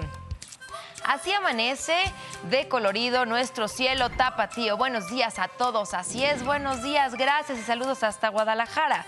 Gracias, Hugo. Ya lo saben a través de sus redes sociales. Es muy sencillo, suban una fotografía y nos etiquetan @imágensea para aquí compartirla con todo México. Regresamos contigo, mi querido Paco. Gracias. Y mira, una campaña de promoción turística busca reactivar la actividad económica en el puerto de Acapulco. El objetivo es atraer a los millennials y a los centennials ante la reapertura parcial de actividades en el marco de la nueva normalidad. Desde 1930, Acapulco ha hecho sus propias reglas, impulsado por los más grandes de cada época. Acapulco es un ícono del turismo mundial. Hoy dejamos de ser una postal del pasado. Hoy cambiamos las reglas. Acapulco jugando desde 1930 es la marca. Y Mom, I'm in Acapulco, Mamá, estoy en Acapulco, es la campaña que busca reactivar la economía en el puerto guerrerense y atraer a las generaciones de millennials y centennials tras el paro de actividades por la pandemia. La campaña lo que va a hacer es motivar una conversación generacional. ¿Por qué? Porque ahora los jóvenes son quienes tienen que generar su propia narrativa de Acapulco a través de sus experiencias, vivencias, historias, fotografías, momentos. Ya lo que se vivió en Acapulco fue algo, pero hoy las nuevas generaciones tienen que vivir Acapulco desde sus propias experiencias. Y es que de acuerdo a una encuesta que realizaron a jóvenes menores de 30 años, solo el 22% dijo haber ido alguna vez al puerto. El gobernador del estado, Héctor Astudillo, recordó que la actividad turística ha reiniciado en Acapulco, Taxco, Ixtapas y Guatanejo con la ruta denominada Punto Limpio. No es otra cosa más que ayudar a hacer protocolos de limpieza, de higiene, no solamente para las empresas, sino también para los trabajadores. Como resultado de este trabajo de Punto Limpio, recientemente a través del Consejo Mundial de Viajes y Turismo, que está en Londres, recibimos el reconocimiento que se llama Viaje Seguro. En entrevista para Excelsior, Abraham Garay, director del Fideicomiso de Promoción Turística de Acapulco, recordó que desde el 2 de julio las actividades en el punto turístico se reiniciaron a un 30% de su capacidad y que por el momento las playas solo son para uso recreacional sin poder pasar mobiliario de playa, bebidas o alimentos. Para esto también y ayudarnos a mantenernos en semáforo naranja y pasar al amarillo en poco tiempo, se han instalado 66 módulos de atención a los turistas y a todos los locales, donde se les está regalando gel antibacterial, cubrebocas, tienen filtros sanitizadores donde la gente pasa y se sanitiza, y de esta forma y se les está pidiendo también a todos que usen su cubrebocas. Aunque no hay sanciones por no usar el cubrebocas, dijo que es una obligación moral utilizarlo para proteger a los demás. La que seguirá detenida por lo pronto es la vida nocturna para evitar las aglomeraciones de personas. Sin embargo, la apertura era necesaria para apoyar a los empresarios, algunos de los cuales mantuvieron a su plantilla durante la contingencia. Para Imagen, Abraham Nava. El urgenciólogo Vicente Gerardo Grajales Yuca fue dado de alta del hospital particular en donde permanecía desde el sábado pasado a raíz de una crisis hipertensiva. Previamente fue detenido acusado de un presunto abuso de autoridad ante la muerte del exdiputado local Miguel Arturo Ramírez por COVID-19 cuando era atendido por él. Fue trasladado a su domicilio particular bajo un discreto dispositivo de seguridad.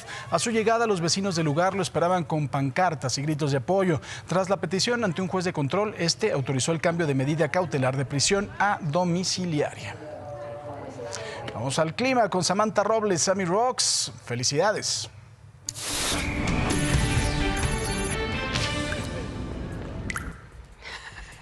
Muchas gracias, Paco. Muchas gracias a toda la gente que ya me empezó a felicitar en redes sociales. Gracias. A ver, ¿qué va a pasar el día de hoy? Que es un bello día, el mejor del año, diría yo. Fíjense que hoy va a haber lluvia. ¿En dónde, Sammy? ¿En dónde? En Sinaloa, en Nayarit, Jalisco, en Colima, en Michoacán, en Guerrero, Oaxaca y Chiapas, la frontera sur incluso Guatemala, Chiapas. Tenemos ondas tropicales, la número 25 que estaría llegando al sureste mexicano, asociada a canales de baja presión, dejará lluvia en Yucatán, en Quintana Roo, Campeche, Veracruz, Tabasco. Y hay altas presiones en el Golfo de México. Un Golfo de México despejado, nos dice, un Tamaulipas despejado, Texas despejado, Nuevo León, por tanto, también sin nublado, sin actividad de lluvia, caluroso, eso sí, desde Coahuila y hasta Tamaulipas, incluyendo San Luis Potosí y Zacatecas. En la parte noroeste, Baja California, Sonora y el estado de Chihuahua mantendrán mucho sol y mucho calor. Hablamos de 45 grados centígrados y esto con algunos vientos que van a estar soplando, pero entre los 30 y los 40 y hasta ahí. El resto del territorio nacional ahorita está bien porque como está despejado el Golfo de México y está despejado el Pacífico, no se está formando ningún sistema tropical. No va a evolucionar ahorita nada, al menos las próximas 96 horas. Ciudad de México, 25 grados centígrados para el día de hoy. Hay pronóstico de lluvia en este 5 de agosto bello, caray. Mínimas de 14 con algunos periodos de sol, tormentas también para jueves y para viernes. En Guadalajara, Jalisco, tapatíos. ¿Cómo están? Máximas de 29 grados, las mínimas en 17 y hay pronóstico de tormentas para miércoles, jueves y la recuperación viene para el fin de semana con 30 grados centígrados, mínimas de 16. Y Monterrey, Nuevo León, alcanza máximas de 32 grados con mucho sol. Los regios queridos del alma van a estar con mucho calor prácticamente miércoles, jueves, viernes, sábado y domingo y sin lluvias. Eso sí, todo el noreste del país. Mi querido Paco, vámonos contigo de regreso. Más información. Gracias, Sami. Y por supuesto que saludo con mucho gusto al señor Rodrigo Pacheco y también en la sana distancia Arnulfo Rodríguez San Martín, director de análisis de Grupo Financiero Multiva. Rodrigo, Arnulfo, buenos días. Buenos días, Paco. Buenos días, Paco. Pues bueno, ¿cómo vamos en la afectación, por supuesto, del COVID-19 a la economía mundial? ¿Qué es lo que ha pasado con el Producto Interno Bruto, pero de todo el mundo? ¿Qué es lo que va a pasar en este segundo trimestre? Bueno, el segundo trimestre del año ya lo tenemos, pero ¿qué es lo que va a pasar de aquí a fin de año, mi querido Arnulfo? Sí, bueno, está muy ubicado en las economías con alta exposición al turismo, donde va a ser el mayor golpe. En este segundo trimestre, las caídas, por ejemplo, en Francia, Italia, fueron de niveles del 18, del 19% del PIB. Y conforme a las proyecciones para el final del año, hay dos grupos de países con caída de 2 dígitos. Los más afectados son los de alta importancia en el turismo, es la Europa mediterránea, con caídas del 12% del PIB, y los que quedan en segundo lugar son Gran Bretaña, por su salida de la Unión Europea, y México, que está teniendo una afectación general fuerte por la epidemia, un impacto en el turismo y sobre todo la ausencia de un programa de apoyo a sus empresas por parte del gobierno. Eso es fundamental, Rodrigo, lo que está diciendo, por supuesto, Arnulfo. Creo que falta un poquito, independientemente de que se puedan otorgar apoyos a la persona y esto puede incentivar el consumo, pues creo que falta también que las empresas empiecen a tener un poco más de vigor, ¿no? Así es, mi querido Paco. Uno de los caminos que no siguió México fue justamente el de apoyar a las empresas en México. Sobre todo, bueno, se dieron estos créditos a la palabra de 25,000 pesos, pero la verdad es que si lo comparamos con lo que hizo, por ejemplo, España, ayer veía que en el caso de España, las ventas de automóviles crecieron 1% en el mes de julio, mientras que en México cayeron 31%, que hasta eso no estuvo tan mal. ¿Y esto qué quiere decir, Paco? Que en España aplicaron una serie de programas, por ejemplo, para incentivar el consumo de vehículos y eso arrastra, pues más o menos en el caso español, estamos hablando de un 8% del PIB, es el segundo mayor productor de automóviles, para poner un ejemplo específico de cómo algunas medidas contracíclicas pueden ayudar a que se detone el consumo y este consumo ayudar a que las empresas tengan mayor actividad. Ahora, independientemente de lo que podemos hablar, también han tenido malos números allá en Europa, ¿no, mi querido Arnulfo? Y eso empieza a preocupar, sin duda. Sí, definitivamente ya traían, de hecho, desde el primer trimestre crecimientos negativos del 5%, me refiero a España, Francia, del 2% Alemania, se agudizó en el segundo trimestre y para el tercero, donde se puede ver recuperación más significativa, es en Alemania. Es decir, las economías industriales no tan apoyadas en el turismo empiezan a responder positivamente a estos programas de estímulo económico. China en el segundo semestre del año logró ya un crecimiento positivo del 3% y ahí podría venir quizás algún factor de ayuda a la economía mexicana. Ya digo, no va a haber nada por parte del gobierno, pero el sector exportador está empezando a funcionar bien. Las exportaciones se duplicaron de mayo a junio a 30,000 millones. Ahora, el problema es que el sector manufacturero, que sería el directamente beneficiado de esto, pesa solo 15% del PIB en México. Entonces sí tendremos algún efecto positivo, pero en el mundo es las economías industriales las que empiezan a tener mejor desempeño. Arnulfo, muchísimas gracias. Buenos días. Buenos días. Señor Pacheco. Nos vemos al rato, Paco. Y el presidente Andrés Manuel López Obrador se va a reunir con los gobernadores del país dentro de 10 días en San Luis Potosí. Esto a petición de la Alianza Federalista de Gobernadores, que pidió el encuentro. Lo anterior luego de que a través de un comunicado conjunto, la Alianza Federalista de Gobernadores pidió acabar con lo que llamaron la simulación presidencial. López Obrador mencionó que está abierto al diálogo y añadió que las diferencias con algunos mandatarios se deben a que provienen de movimientos políticos distintos. Acabo de estar con el nuevo presidente de la CONAGO, que es el gobernador de San Luis Potosí, y me comprometí a reunirme con todos los gobernadores en San Luis Potosí. Vamos a llevar a cabo una reunión en 10 días. Creo que terminando esta semana, la próxima, sí, como en 8 o 10 días. Vamos a estar en San Luis porque voy a hacer una gira. Me faltan otros estados, nos faltan estados del norte que vamos a ir. En este momento nos vamos hasta Yucatán. Saludo con gusto al gobernador Mauricio Vila Dosal. Mi querido Mauricio, ¿cómo estás? Buenos días. Muy buenos días, Paco. Un gusto poder estar contigo y con todo tu auditorio. Igualmente, muchas gracias. Pues bueno, hubo molestia en días pasados por esta amenaza velada, si lo queremos ver de esta forma, del subsecretario de Salud, Hugo López-Gatell, a los gobernadores entre medidas administrativas e incluso penales en cuanto al no respeto al semáforo epidemiológico. ¿Qué nos cuentas de esto, mi querido Mauricio? Mira, a mí me toca ser presidente de la Comisión de Salud de la CONAGU.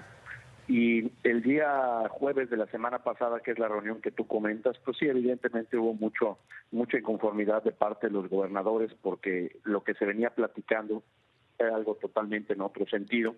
La idea siempre ha sido que el semáforo pueda ser indicativo, que sea un marco de referencia para que los gobernadores tengamos material de apoyo para poder tomar las decisiones en nuestro estado. Es bien importante señalar pues que nadie conoce mejor la situación de los estados que los gobernadores. Creo que las políticas públicas deben ir de lo local hacia lo nacional y no de lo nacional a lo local, porque ahí se pierden muchas cosas en el camino. Pero bueno, ese mismo día jueves, la secretaria de Gobernación, al darse cuenta de la situación, retiró esa postura de la mesa. Nos citó para que el lunes estuviéramos con ella. Estuvimos ahí un grupo de 6 gobernadores con el Gabinete de Salud, pero también muy importante con el Gabinete Económico, y tuvimos una reunión muy buena, una reunión muy productiva, una reunión donde ya acordamos que el semáforo va a ser indicativo, que va a ser un marco de referencia para todos los estados y que en los estados cada gobernador debe estar tomando las decisiones que crea más convenientes, por supuesto tomando estas referencias en cuenta que da la federación, pero al fin y al cabo apoyándose con la información local y de los expertos locales. Y otro tema bien importante, Paco, es que se reconoce ya la nueva necesidad de un nuevo marco conceptual. Hoy estamos atendiendo esta pandemia con los acuerdos y con los lineamientos que se sacaron el 14 de marzo. Y lo que hoy se sabe de la pandemia, comparado con lo que se sabía el 14 de marzo, pues hay información mucho más amplia. En ese momento se hablaba de una pandemia que iba a durar 1 o 2 meses, y ahorita ya llevamos 4 meses y también ya sabemos que nos falta al menos 1 año más lidiando con la pandemia. Entonces, hoy en día, pues ya no se pueden tomar decisiones estrictamente en el tema de salud. Por supuesto que la salud es lo más importante y tiene que ser la prioridad, pero hoy también en la toma de decisiones ya entran otros aspectos muy importantes, como es el tema económico, como es el tema social, como es el tema educativo, como es el mismo tema de seguridad, de gobernabilidad. Entonces, esta nueva postura de parte del gobierno federal, donde ya por fin, por ejemplo, pudimos estar ahí con la secretaria de Economía, con el secretario de Turismo, con la secretaria del Trabajo, donde ya se reconoce que a nivel estatal pues las economías son muy diferentes, que la Secretaría de Economía se tiene que acercar a los estados para ver cuáles son las actividades preponderantes, que pueden haber actividades esenciales diferentes en cada uno de los estados. Creo que es un buen avance y sobre todo pues que el camino tiene que ser el diálogo, tienen que ser los acuerdos, así que creo que una muy buena reunión la que tuvimos el día lunes, Paco. Mauricio, otra pregunta importante. El presidente de la República ha dicho que tiene diferencias con gobernadores que tienen que ver con su origen político, pero por el otro lado dice que se va a reunir con ustedes en 10 días, en 8 días en San Luis Potosí. ¿Qué habría que plantearle al presidente en esa reunión? Pues mira, yo creo que los temas más importantes que debemos de plantear en esta reunión tienen que ver temas relativos, por supuesto, con la salud, con la evolución de la pandemia, de cuál es la expectativa que tiene el gobierno federal de los tiempos, ¿no? Por ejemplo, se habla que en los países de primer mundo, por ahí de diciembre, enero, va a haber ya una vacuna disponible. ¿Cuándo esa vacuna va a estar llegando a México? Yo no creo que llegue antes de marzo o abril a México. Entonces estamos hablando pues de una pandemia de una duración mucho más amplia de lo que todos pensábamos en el principio. Es importante hablar del paquete económico, de cómo viene el paquete económico que se va a presentar en septiembre, para que los gobernadores también podamos tener una idea de qué es lo que va a estar pasando. Hay que platicar del tema fiscal. Todos los gobiernos estatales y por supuesto también el gobierno federal estamos recibiendo menos recursos. Creo que es importante hablar también de los gastos extraordinarios en materia de salud que estamos haciendo los estados. Nadie tenía presupuestados estos gastos, y además los gastos adicionales que hemos tenido, ¿no?, para poder apoyar a nuestra población.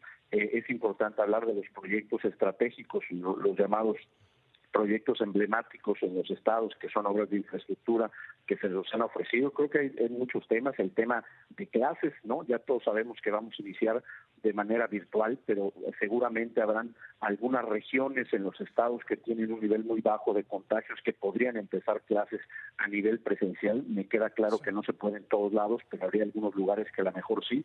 Creo que son muchos los temas que tenemos para platicar, pero yo creo, sobre todo y desde mi punto de vista, Paco, yo creo que hoy en el país lo que necesitamos es más diálogo y más acuerdos. Creo que necesitamos menos polarización, necesitamos menos enfrentamiento. Yo respeto la postura de todos los gobernadores, respeto las posturas que tiene el gobierno federal, pero hoy más que nunca la situación, una pandemia la más grande que hemos vivido en los últimos 100 años, creo que requiere altura de miras, creo que requiere un esfuerzo extraordinario de todos para poder salir adelante, y de parte de Yucatán eso es lo que siempre van a encontrar: disposición de diálogo, a llegar a acuerdos, a entendernos, a respetar las opiniones diferentes, y eso yo creo que hace mucha falta en el país, Paco. Pues Mauricio Vila, gobernador de Yucatán, te aprecio mucho que hayas tomado esta llamada y vamos a estar muy pendientes de esta reunión, por supuesto fundamental para la vida federalista de nuestro país. Gracias, buenos días. Al contrario, Paco, muy buenos días y un gusto poder estar contigo y con todo el país. Gracias, igualmente. Mira, Robert, independientemente de lo que pueda haber pasado con la cooperativa y lo que estén investigando Billy Álvarez, en esto hubo negocios millonarios de a de veras. No ganan títulos, pero han ganado muchos millones de dólares con verle la cara a la afición. Sí, sí, sí. Mira, no hay más. Qué grosero. ¿Cuánto? ¿Ya nos vamos? La verdad duele. Sí, la verdad es que sí. No hay ¿Cuántas más veces me tocó ir a ver ¡Feliz niños llorar? cumpleaños! Qué bueno que cambiaste de equipo ya. Muchas gracias. Cántamelas en portugués. Estáis hoy en la mañana. Estáis hoy. Ay, ajá.